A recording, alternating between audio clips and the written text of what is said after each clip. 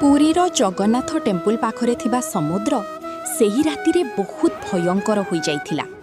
आकाशरे कला मेघ, वज्रपात और समुद्रर तरंग एमिति उठुथिला जेमिति सहरकू गिळीदेब। लोकमाने भयरे चित्कार करुथिले, प्रभु जगन्नाथ आमको बंचाओ। सेही समयरे मंदिरर जणे वृद्ध सेवायत कहिले, आजी समुद्र तार सीमा भूली जाइछि, किंतु से भूलीगला जे पुरीर राजा किए।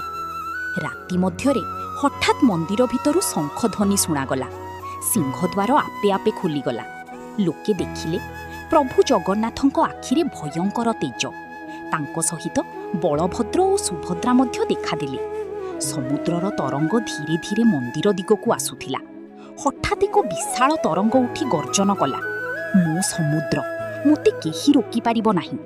तेबे प्रभु जगन्नाथ निज चक्र उपरकू उठाई कहिले, एही पुरी मोर भक्तमानंकर भूमि, तुमे तुम सीमा छाड़ी पारिब नाही। सेही मुहूर्तरे आकाश कंपीगला। भयंकर वज्रपात समुद्र मध्यरे पड़िला। तरंग आउ आगकू आसिबाकू चेष्टा कला, किंतु प्रभुंक चक्ररू एक दिव्य आलोक बाहारी समुद्रकू पछकू ठेलीदेला। समुद्र धीरे धीरे शांत हेबाकू लागिला। तरंग छोट हेला, पवन शांत हेला। समस्ते जयध्वनि कले, जय जगन्नाथ।